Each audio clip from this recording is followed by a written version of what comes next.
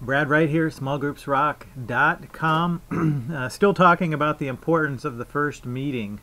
And throwing some ingredients in here, though we'll expand on them at a different time. One of the things that is helpful to create that light environment, to create a fun type of environment, is to do some kind of icebreaker question. Now, when people go around and talk about, their family and job and what they want to get out of the group, that can take a little bit of time. So and that's a kind of a more serious, I guess, if you will, question. So I would either throw a kind of an icebreaker into that as a part of it, which is what I would probably do. So you throw an icebreaker question in that's not too light, that can be answered. Let's see, I'll think of a couple examples off the top of my head. For the first meeting, it might be where you lived in 4th grade and did you like it? Another one might be what's the worst job that you ever had, in one sentence.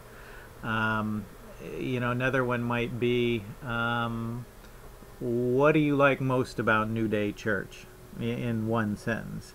And as people go around sharing, and we'll talk about this more, but especially when you're doing a question, you've got to be sensitive to time, and sometimes you've got to give them some guidance on that, because let's say if you have 14 people in the group, if everybody just takes 3 minutes to kind of expand, well, you've used a lot of your group time. So you gotta know what that time is, and we'll talk about how you try to stick to that time. But that's the other thing I want to communicate is, if you're well organized and you have a vision for where you want to go, and you provide adequate guidance to the group, then this reassures people that when they're going to come back the second time, they're going to get something out of the group. It's not just going to be chasing rabbit trails and the loudest person, the person who speaks the most, we got to listen to every night or whatever. They will realize that they will have the opportunity to contribute, and it will be a well-led group, and that's going to encourage them to come back again. I think the other big thing is you need to communicate some of your heart. Kind of why you're there, why groups are important, what your hope is to benefit. It should relate to relationships. It should relate to getting to know them.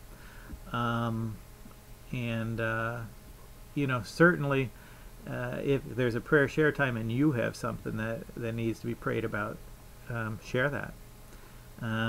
They need to get to know you a little bit, and your heart and your care for them, and what you want to get out of the group. That can go a long way. So those are some things that make the first meeting so important, because they add so much value to what each person believes they're going to get out of the group.